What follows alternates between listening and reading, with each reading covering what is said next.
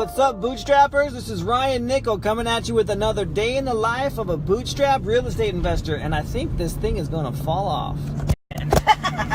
Yeah, sure enough, it fell right off. My wife broke it today. I let her borrow my car, and that's what happens. That's the way she treats me. Breaks my stuff. That's all right, I'll get it fixed. I love her still more than ever. All right, so today's little episode is keeping your cool, because you'll make more money in the process. So I have a house that I recently evicted the people, and the house is trashed, man. It totally was just trashed. Hey, what's up, Mildred?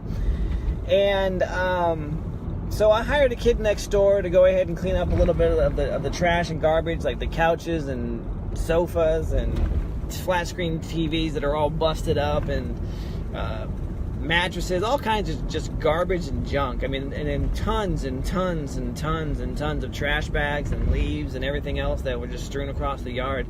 So anyway, he's been fixing it up for me, which I totally appreciate. And like I said, I pay the kids some money. But anyway, I'm kind of under a time crunch here. So I'm leaving tomorrow to catch a plane to go somewhere else.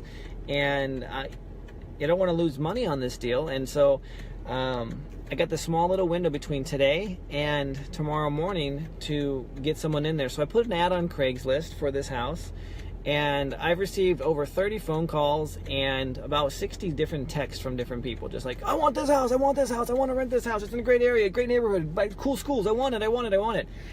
And just being, and it needs a lot of work. Like, there are some holes punched in the wall. The bathroom toilet is leaking. I don't know what they did, but get off your phone, lady. I'm on my phone, but that's cool. But you get off your phone and go. This lady in front of me is like Facebooking or something. All right. So, like the bathroom, like the shower thing is like it's like hanging on the wall, but the whole wall's like falling over. I mean, they did a number on this house. It's bad, but there's some really cool potential. I guess there's a house next door that's the exact same model, and what they did, because the attic is super huge and super tall when they made this back in the 40s, is that they have a drop-down ladder staircase that goes up into like a room up in the attic, which is totally cool. So this house could do the exact same thing. But anyway, I don't want to sound desperate, and in the past I've sounded very desperate. Okay, that's like another phone call for that house. I've already dropped the ad, but it's still out there. Like, it's all over the place. Whenever you put something on Craigslist or Postlets or something like that, it gets spread to all these other like aggregate sites. And so even though the main one's down, you're still going to get trickle in residual phone calls and texts. Like, the ad's been down for over 2 hours. So anyway, I met this couple, and in the past, I've been like, okay, I'll meet you right there, because like they're like, hey, we got cash, we can move in. Like, they're trying to play this game. Like, I want you to understand here. This is what happens with, you know, the psychology when you're negotiating. They want to. There's this power plays, this tug of war, this pull and this play, and so they're like, hey, we got cash right now, we can move on this thing. And in the past, when someone has told me they got cash right now today, I've always been cash poor. And I'm like, oh, I need cash. So I would chase them down. Okay, great, I'll meet you right now. I'm on my way, you know?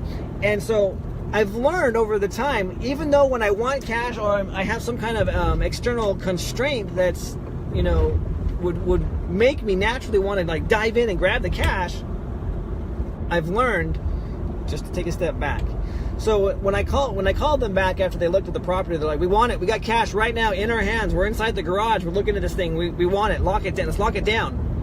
And I go, you know, that's great. I really appreciate that you have the money today. However, I'm not ready to move forward with you. I don't even know if you're the right person for my house. I'm glad that you like it, but I need to make sure that you're the right person. All of a sudden, hey, we got the cash. We got the cash. Came to like, okay, well, what do you need us to do? How can we get this? So now, instead of them trying to bait me and say, hey, you know what? You do what I tell you to do because I got the money. It's flipped now. It's like, I don't care if you got the money. I got the keys. And this is how you're going to get my keys. So I told her, I said, hey, this is exactly what we're going to do. And then I asked her questions like straight up, like, hey, do you smoke?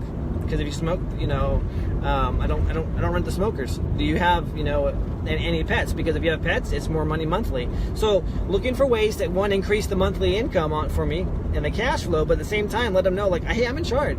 This is my property. Where in the past, I never really did that. Even though I owned the property, even though I did this, I was always beholder. I was always, you know, subservient to the person who had the cash. And it took me a long time to realize that just because someone has cash does not mean that they're the best person. Just because my needs require that I have cash today doesn't mean that I'm making the best financial decision for my property or for me. Hence why I've had to evict these people. And so in doing this and taking a step back and letting them realize that, hey, you know what, there's a process here, and if you want to work with the process, great. If you don't want to work with the process, like I talked to another lady and she's like, oh, no. Right then and there, like if I would have jumped on her with the cash, like because she had cash, I wouldn't have seen how she was treating the process. Because, you know, when push comes to shove, which 9 times out of 10 something does happen. Another phone call, man. I can't turn it off because I'm using my cellular to record this, but I'm getting phone calls still. What I was saying though is I wouldn't have realized that when push comes to shove, how she wanted to. Dang these people! There's 3 calls here, in the last couple of seconds here. So anyway, when she's like, oh no, we're not going to do that. Oh no, application? No, I don't need that. I got money. Let's go. And I'm like, no, that's not how we're doing it. I'm like, this is how we do it. She goes, oh, well then I don't want to do that then. I'm like, okay, cool. You know, there's plenty of houses out there. I wish you the best. And because once I don't know. She could have gotten the property. I mean, she could have been a cool person anyway. She just didn't want to deal with me. I don't know.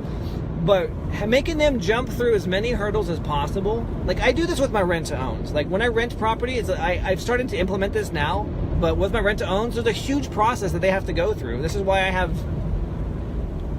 very few. How many have I actually? I've had one person, which was my very first deal, that I've actually had to that didn't work out. Every other rent-to-own that I've had, my original renters or buyers, whatever you want to call them, are still there. They're all there years later. And part of the process, or part of the reason for that, is because I made the process not difficult, but I made it so that I could see what their true interest was. Like if they're willing to go through this process, these hurdles that I put in front of them, which is nothing crazy or outlandish, but if they're willing to do that, they're definitely willing to take care of the property and stay, and they're in it for the long haul. So I'm doing the same thing with my renters, which I don't know why I didn't do. I don't know why. I just didn't do it. So I'm taking it cool with these guys. I'm like, look, you know what? This is my property. I appreciate that you want to move in. Let's see if you're going to be a good fit or not. If you're not, that's okay. If you are, great. Then we'll be friends for a long time. In fact, I asked her, I said, look, what are your plans? You know, how long do you want to rent from me? And she's like, well, I actually want to rent for as long as I can, forever, really. I'm like, why would you want to rent forever? How come you never want to own a house? She's like, well, actually, I never really thought about it until recently, and we started looking into a VA, but our credit isn't really good. But my husband, he's a vet, and he does qualify for a VA. Would you think about maybe selling this house? She's like, we're really restricted into this geographical area because we're raising our granddaughter, and this is the school district, and we want our daughter to go through all of the schools that are right here, from elementary to junior high up to high school. And so, honestly, if we can get into a house, we just want to rent there forever until our granddaughter, our grandbaby's graduated. I'm like, well, I actually am thinking about doing a rent-to-own on this property. And she's like, oh my gosh, I'll clean it up for you. I'll do all this stuff. Take my cash. So she goes into this thing again. She gets all worked up. She's like, take my money today, please, kind of thing. And I'm like, well, hang on here. Now, I appreciate, it's the same thing. You can see what I'm going. You can appreciate this. I'm like, I appreciate that this is the house that you want. It's the area that you want.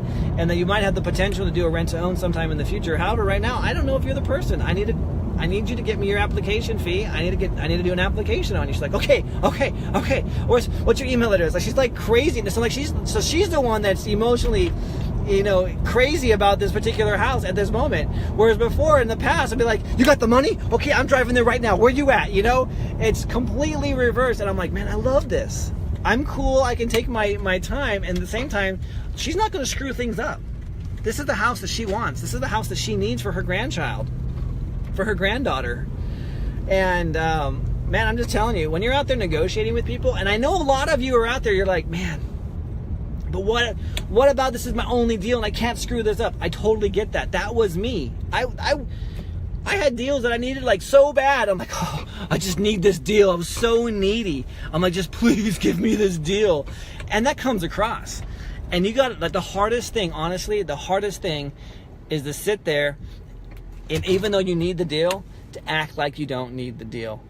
To just be like, hey, hold on real quick. It's not how we do things. I need to negotiate, make sure that you're actually the right person for this. Now in a rental situation, that's how it is. But when you're negotiating, the same thing goes for it. When you know that someone's like, hey, I'm just going to give my house away. Hey, I'm done with this property. You know what? I like when they have like the buying signs, or like they're just going to give the property away, or they're willing to negotiate with you for a super screaming deal, and you're like, great, here's my contract. You know, it's the same darn thing. You're like, let me give my contract to you right now. You become overly anxious and overly needy, and what happens is it kills the deal. It loses momentum. It puts off this weird vibe, and they're also like, whoa, what's going on here? Maybe I don't want to sell to you, because all of a sudden I said I was willing to sell to you, and you got like crazy, like you're like a high school kid ready to, you know, kiss your girlfriend for the first time. You're like, oh man, let's go. And it doesn't work like that. And you know, when you're talking to someone, they're like, hey man, it's cool. Be like, hey, you know what? Hang on real quick. I'm glad. I appreciate that you're, you know, that you realize the situation is that this is, you know, this house, you can't afford this house and it's not the right time for you. But I got to do some research to make sure that this is a house that I can actually, you know, work with. I don't want to commit to something that I'm not going to be able to follow through on. I want to make sure on my end that I can uphold my words and keep this property for you. And it's like, when you do that, yeah, actually kiss your girlfriend. I mean, it's like, come on, this is like the boy, like, you know, the kid's first time or something.